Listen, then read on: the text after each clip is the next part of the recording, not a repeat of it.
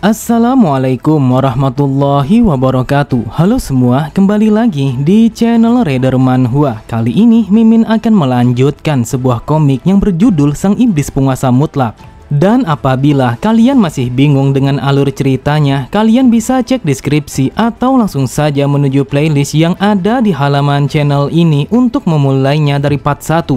Tanpa basa-basi lebih jauh, mari kita masuk di part 34. Cerita dimulai. Terlihat Sorin sangatlah marah, sampai-sampai ia sama sekali tidak bisa menyembunyikan rasa amarah itu terhadap Jeok. Sorin bergumam, "Sudah berapa lama aku hidup sebagai seorang seniman bela diri, akan tetapi aku sama sekali tidak pernah semarah ini." Dia mengatakan kalau dia ingin mendominasi dunia ini. Apakah dia tidak berpikir kalau itu adalah sebuah hayalan yang kekanak-kanakan? Apakah dia tidak sadar betapa sulitnya sebuah tugas untuk mewujudkan mimpi itu? Dan bahkan kesulitan adalah bagian yang paling kecil dari masalah ini.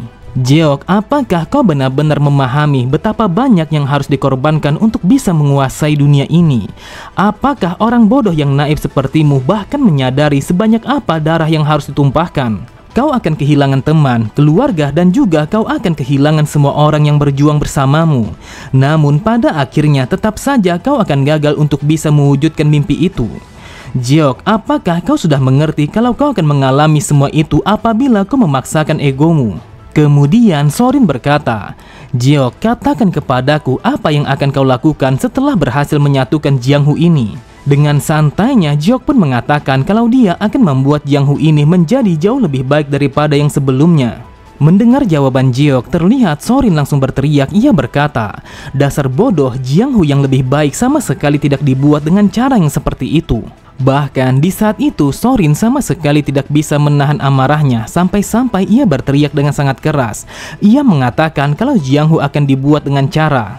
Namun tiba-tiba saja ia pun sama sekali tidak bisa melanjutkan kata-katanya ketika menyadari bahwa tidak ada yang bisa dilakukan untuk menyatukan Jianghu ini tanpa adanya peperangan. Dengan mata yang terbelalak, Sorin berpikir, tidak ada cara lain untuk menyatukan Jianghu ini selain menggunakan kekerasan. Apakah selama ini aku selalu saja memiliki sebuah pemikiran yang seperti ini di dalam hatiku? Apakah aku sudah berubah, ataukah aku telah menjadi tua sampai-sampai aku sama sekali tidak bisa mengatakan sepatah kata pun? Saat ini entah mengapa aku pun merasakan kalau ada sesuatu yang berbisik di hatiku bahwa seorang kesatria muda yang berusia 20 tahun sudah menghilang dari dunia ini. Di saat itu Jeok pun langsung mengerutkan keningnya ketika melihat ayahnya yang tidak bisa melanjutkan kata-katanya. Setelah menarik nafas panjangnya, Sorin berkata, "Jianghu yang lebih baik bukanlah sesuatu yang bisa dipaksakan oleh siapapun di dalam dunia ini. Apakah kau tahu kalau Jianghu secara perlahan akan membaik ketika semua orang telah menjalani kehidupan mereka dengan perannya masing-masing dan juga menunjukkan keadilan?" Dengan tatapan mata yang datar, Jeok berkata, "Tetapi aku sangat yakin kalau ayah pastinya mengetahui bahwa tidak ada satu orang pun yang benar-benar hidup seperti itu di dalam Jianghu ini." Sontak Sorin sangatlah terkejut karena ia sama sekali tidak menyangka kalau Jeok akan mengatakan sesuatu yang seperti itu. Melihat ayahnya yang terdiam, Jeok langsung berpaling dari hadapannya sembari mengatakan kalau dia akan pergi. Terlihat Sorin sama sekali tidak bisa mengucapkan sepatah kata pun karena apa yang dikatakan oleh Jeok adalah sebuah fakta yang sebenarnya. Cerita berpindah pada keesokan harinya. Terlihat Jeolyong telah melatih seni bela dirinya dengan menggunakan sebuah pedang yang merupakan senjata andalannya. Sambil memperhatikan dari arah kejauhan, Muyong berkata, "Sejak pertama kali dia bergabung bersama kita, yang aku perhatikan kalau dia telah bekerja dengan sangat keras." Dengan santainya Jeok berkata, "Seperti yang kita ketahui, sudah sangat lama dia menyimpan bilah pedangnya dan juga berhenti untuk menjadi seorang seniman bela diri. Jadi sudah sewajarnya kalau dia telah berjuang sekeras ini untuk bisa mendapatkan kembali jati dirinya. Dan aku sangat yakin kalau dia akan melakukannya dengan sebaik mungkin karena dia akan membalaskan dendamnya kepada seseorang yang selama ini ia cari." Terlihat Muyong langsung tersenyum setelah melihat Jeok yang begitu percaya dengan apa yang dilakukan oleh Jeolyong. Kemudian Muyong berkata, "Saat ini kita berhasil menghancurkan organisasi tiga kepala. Akan tetapi untuk berjaga-jaga kami pun memerintahkan kepada orang-orang untuk melindungi keluarganya dengan seketat mungkin. Dan seperti yang Anda perintahkan, kami pun telah menyewa sebanyak 50 orang seniman bela diri. Kemudian sebagai imbalannya, kami pun memberikan sebuah penawaran kepada mereka dengan penawaran yang paling baik. Mendengar itu, Geok berkata, "Itu adalah sesuatu yang sangat baik. Apakah kau tahu seseorang yang dibayar dengan 10 yang akan menjadi seorang petarung dengan harga 10 yang?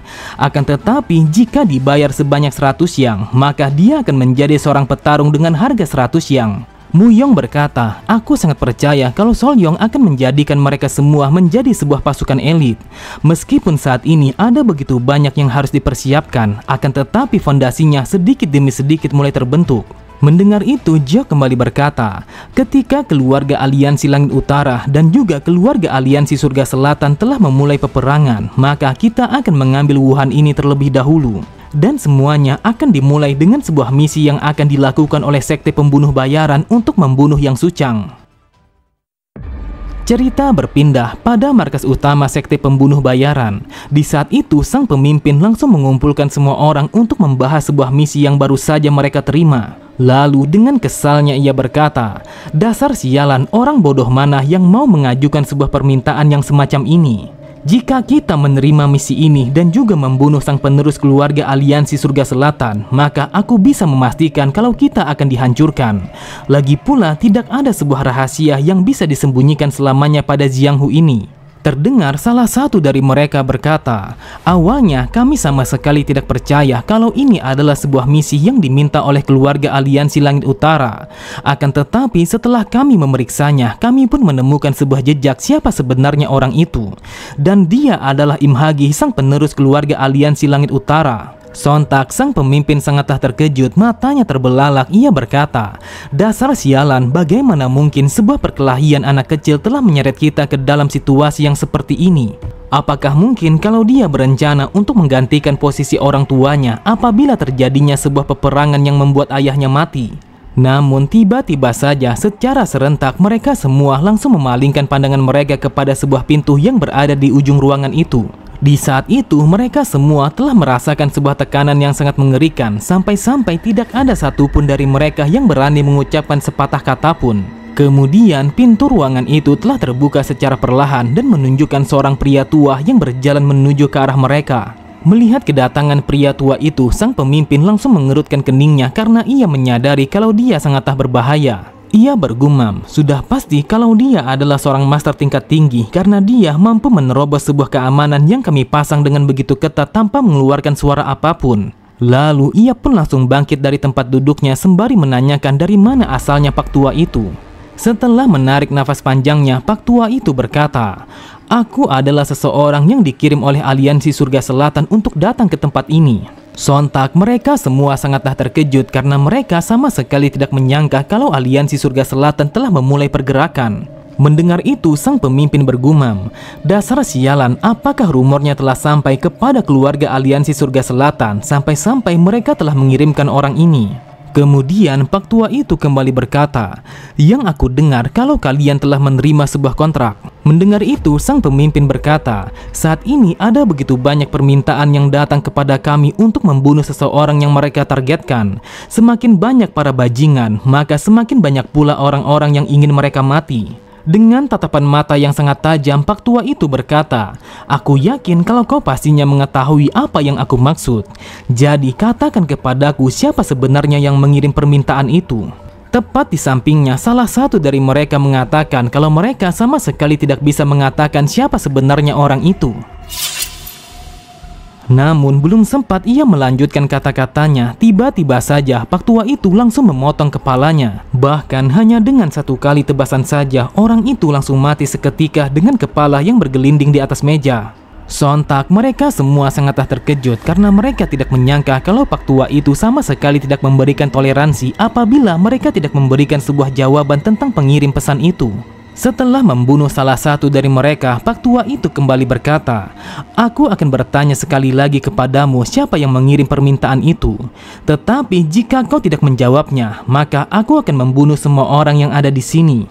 Mendengar ancaman itu, sang pemimpin berkata, "Seharusnya kau mengetahui kalau kami tidak bisa mengungkapkan siapa sebenarnya klien kami, karena itu akan melanggar sebuah aturan yang telah dibuat oleh organisasi." Akan tetapi, lagi dan lagi, Pak Tua itu sama sekali tidak memberikan toleransi kepada mereka, sehingga ia pun langsung menebaskan bilah pedangnya untuk membunuh mereka semua dengan cara memenggal kepala mereka. Kemudian Pak Tua itu berkata, "Katakan kepadaku sekarang juga siapa sebenarnya bajingan itu sampai-sampai dia begitu berani memberikan permintaan ini kepada kalian." Mendapatkan tekanan itu, sang pemimpin langsung menundukkan kepalanya sembari berkata, "Jika situasinya terus saja seperti ini, maka sekte kami akan lenyap sekarang juga." Kemudian dengan tatapan mata yang tajam, ia pun langsung mengatakan yang sebenarnya kepada Pak Tua itu, kalau mereka telah mendapatkan permintaan itu dari Im Hagi yang merupakan sang penerus dari keluarga Aliansi Langit Utara.